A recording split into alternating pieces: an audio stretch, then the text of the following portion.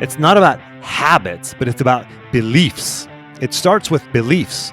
Be, do, have, as opposed to do, have, be, which is what most people operate with. The idea of do, have, be, which is incorrect, is this. If I do the things, then I will have the things, and then I will become that person, right? If I do the sales calls, then I will have the money, and then I will be the successful person. No, it's the other way around. Be that person now. Be that person inside of you. Be the person who makes the sales calls. Be the person who they're supposed to do 10 sales calls a day. I do 15. Be the person now. Welcome to another episode of Success Through Failure. This is your host, Jim Harshaw Jr. And today we're going to be talking about 2 ways to get yourself to do what you don't want to do. Or maybe you want to do it, but you just can't quite seem to get yourself over the hump, over the hurdle to do it, or just to do it consistently. So we're going to be talking about that today. Now, here we are in the 7th month of quarantine or of dealing with the pandemic. There's a lot of things that we want to do, a lot of things that we want to be more consistent with. And, this is the time to do it. Maybe because you're busier than ever, so you need to really focus in on those things that you want to be consistent with. Or maybe you're not busy. Maybe it's the opposite for you. Maybe you have a lot of extra time and you're by yourself and there's this thing that you want to do. So for whatever reason, whatever time you're listening, maybe you're listening to this off in the future and this pandemic's like this long forgotten history and you still want to get yourself to do something. This is important. This is relevant for you. So let's dive in. I'm going to first share with you some stories about this before I reveal the first one. And I want you to see if you can figure out what I'm talking about here. So there's a great story by the late, great speaker, Zig Ziglar, speaker and author. And he always talks about the day before vacation. The day before you go on vacation, you get so much done, right? You have so much to do because you have to say you're going on vacation for a week and you know that you're not going to be in the office or at work for the next week. So you have to get it all done. And somehow you do. You might have 10 or 12 hours of work to do that day, but you find a way to get it done. In an 8-hour day, you get everything done. Why is that? Here's another example I want to give you.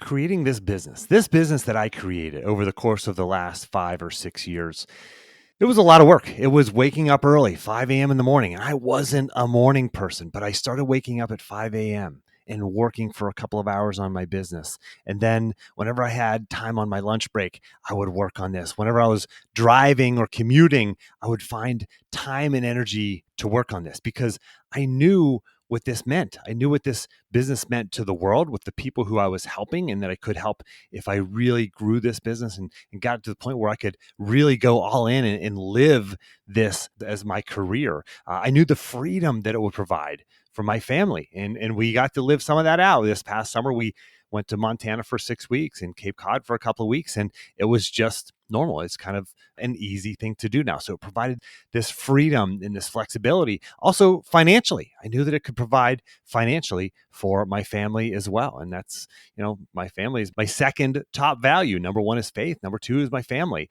So these are things that are really important to me. And I was able to live these out, do these really hard things. But why? Have you ever heard those stories about how a mom lifted a car off of her child who was pinned underneath? We've heard these stories and you kind of wonder if they're true or not, right? But there's a term for it. It's called hysterical strength. Hysterical strength. There's a story that I'll give you a couple of examples because if you go to Wikipedia and look this up, there's a ton of examples. I'll just read you a couple real quick. 1962, Jack Kirby claims that he saw a woman lift a car off of her baby, and that inspired him to create the Hulk, the Incredible Hulk. And when I was a kid, I loved the Incredible Hulk. It was my favorite show on TV. I wanted to be Lou Ferrigno, who's the actor who played the Incredible Hulk. Actually, one of my dad's coworkers was also a bodybuilder and knew he was friends with Lou Ferrigno, and I was supposed to meet him. This was like, I was going to be such a huge thing, such a big deal for me to meet Lou Ferrigno.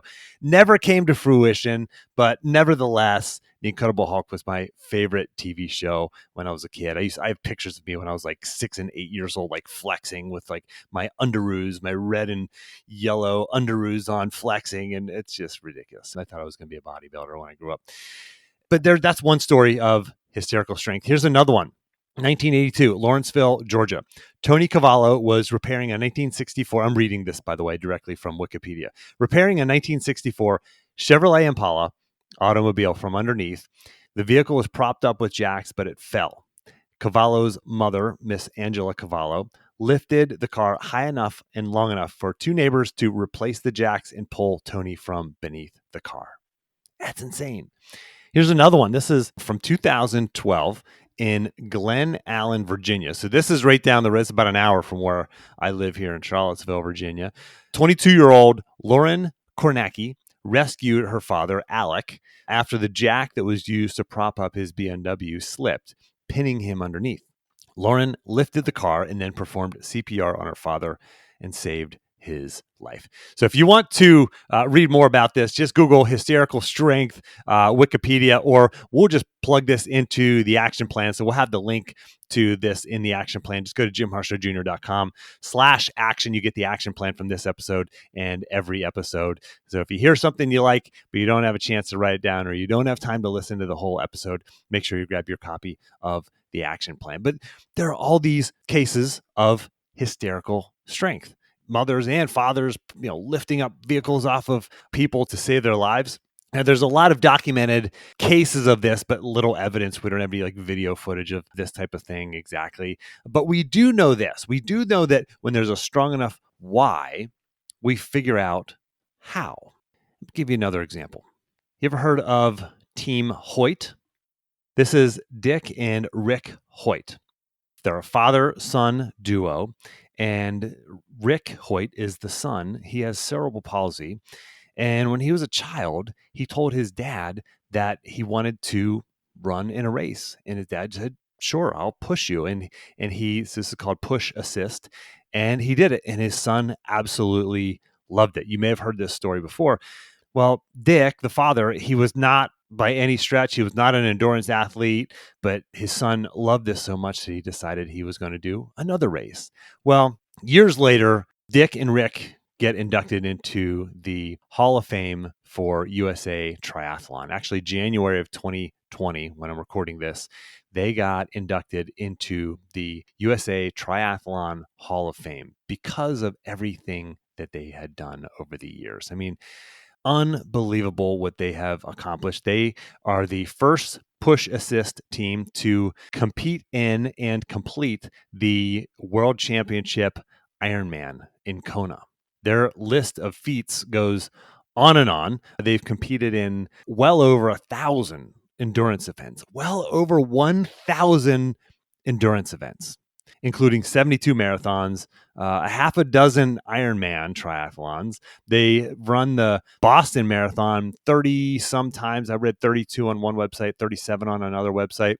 They biked and ran across the United States in 1992, completing the full 3,735 miles. They did this in 45 days. And how do they do this? You think, well, for the running portion, Dick pushes Rick basically in a push assist cart, essentially. And for the swim portions of triathlons, Dick uses a rope attached to his body to pull Rick, who's sitting in a boat. They've got a specially designed tandem bike for the biking portions. It's, this is how they do it. And it works. They found a way. Dick found a way to do something that he would never have done before. Like, why was he able to do this? How was he able to find the strength to do something, to go racing over 1,000 events, which is not what he does. You might say that's great for somebody who this is who they are and what they do, but this is not what he did. But here's why. And here's how, the first of two ways to get yourself to do what you don't want to do. Discover your why. And yes, I know you've heard that before, but have you actually done that? Have you actually done the work to figure out your why? What is it that drives you? What is it that you're passionate about? And it doesn't have to be your career. This was not Dick's career. This is not what he did full time. He had a job, but this was his passion. This became his mission in his life, to see his son smile and to have this shared experience with his son, and then go on to inspire millions around the world. This is his why. If you have a big enough why, you'll figure out the how. If you have a big enough why, someone's pinned under a vehicle, you'll figure out the how. If you have a big enough why, you can create that business. You can become a morning person like I did. I started waking up at 5 a.m. to build this business. I knew why. If you have a big enough why on the day before vacation to get everything done, 12 hours of work in an 8-hour day, you're going to get it done. If you have a strong enough why, you're going to figure out the how. But you have to do the soul searching. You have to go deep. You can't just kind of have this secondary conversation going on in your head right now while you're listening to a podcast. You actually have to sit down and do the work, whether that's journaling or signing up for a program or working with a coach or sitting down with creating a mastermind group where you can explore this, finding a workbook that you can go through and figure this out. This can look in a lot of different ways too, the outcome of figuring out your why. You can write a purpose statement, which actually it's something that I do with certain clients of mine who really want to figure out that purpose. We'll do a half day or sometimes a full day session where we'll, at the end of it, have a draft of a purpose statement. It's so powerful.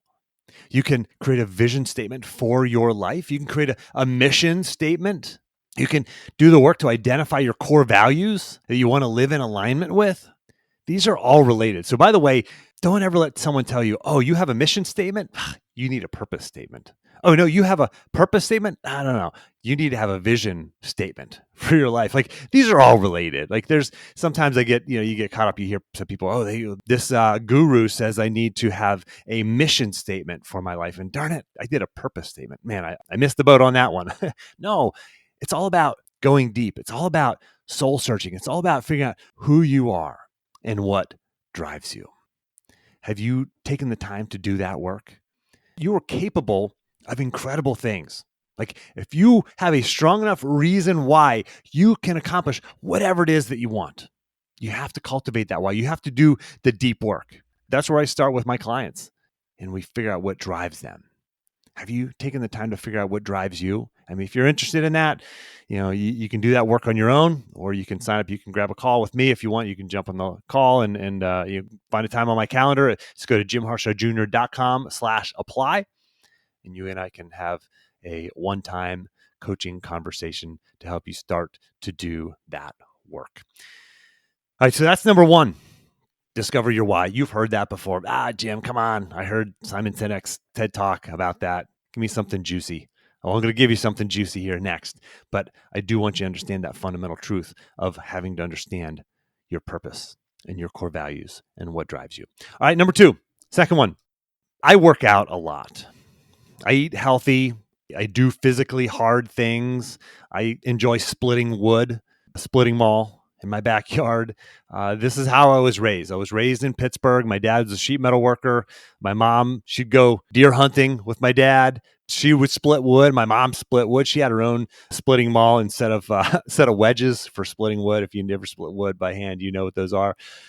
This is what she did. This is the world that I grew up in. We had massive gardens in our yard that my sisters and I would tend to all summer at my dad's instruction. I mean, we grew corn and beans and beets and asparagus and squash and watermelon.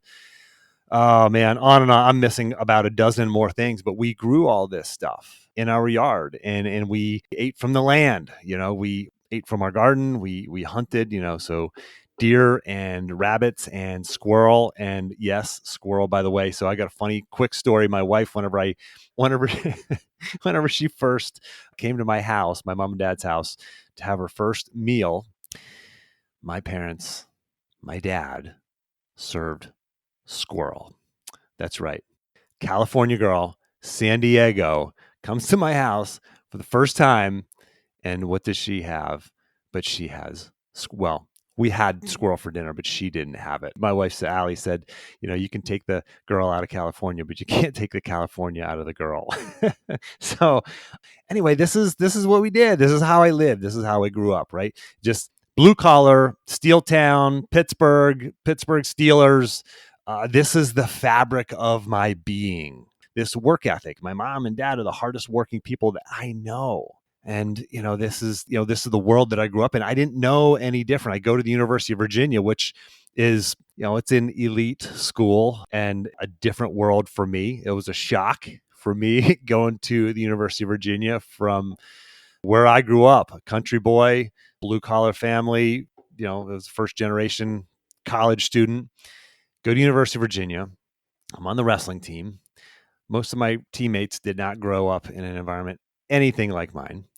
We take 3 of my teammates. I redshirted that year. So if you're not familiar with college athletics, you have 5 years to complete 4 years of competition. So you have 1 year you can use as a redshirt year, which means you can practice with the team, you can train with the team, but you can't compete. Well, in individual sports like wrestling, you can compete on your own if you pay your own way. So several of us were redshirting. We went to a tournament on our own dime. We drove up to Pennsylvania, stayed overnight at my mom and dad's house. There was 4 of us, me and 3 others.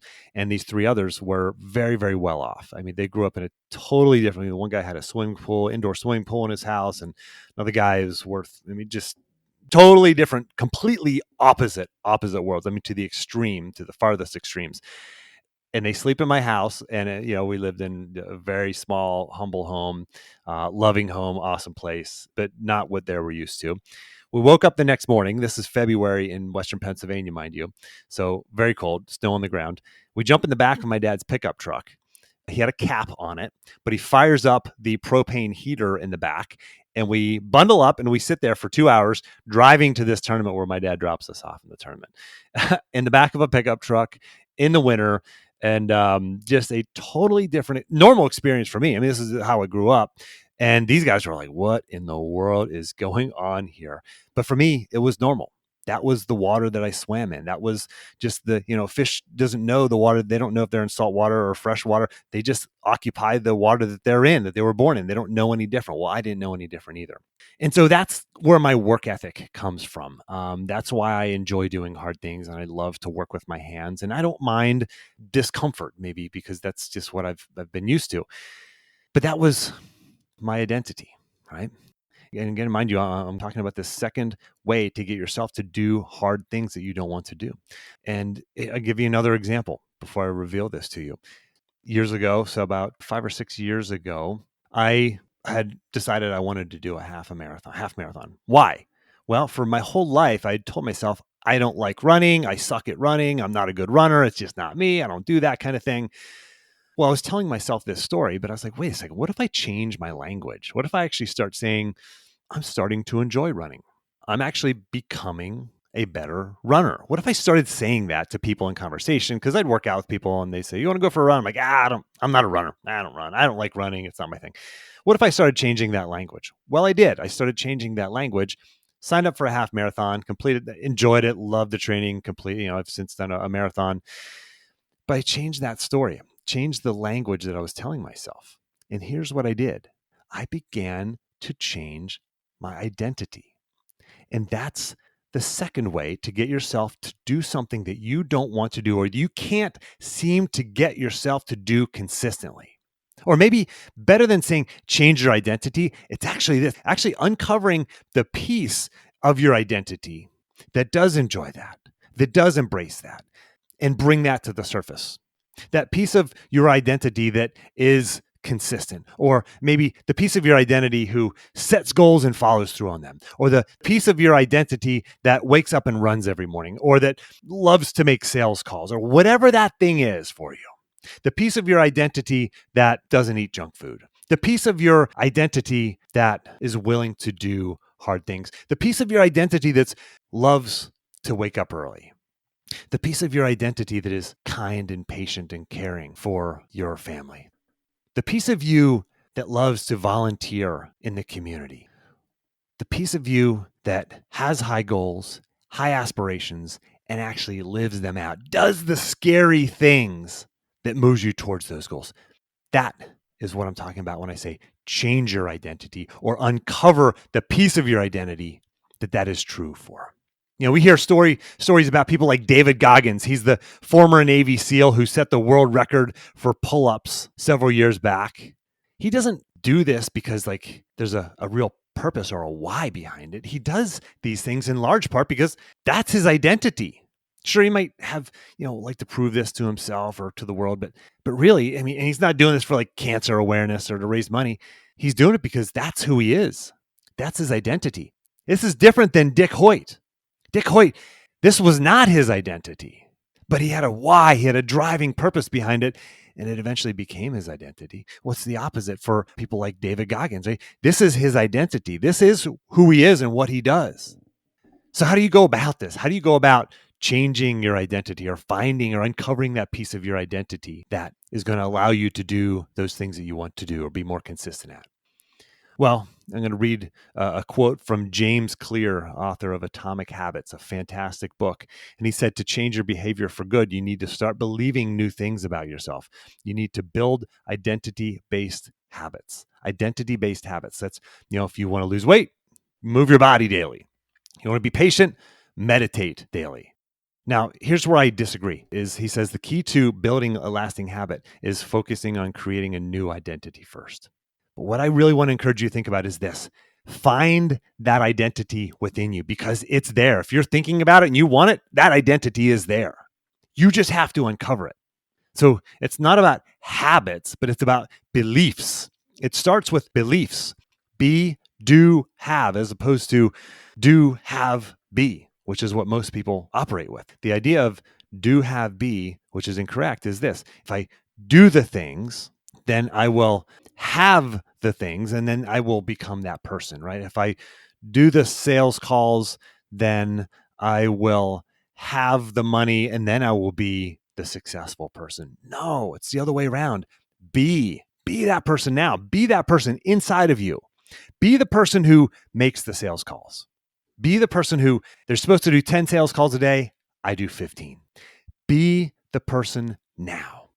That will lead you to doing the things, which will lead you to having the things. Okay. It starts with being. Be that person now. Don't wait until you get something. You have that car parked in your driveway or that amount of money in your bank account or the scale says a certain thing about you.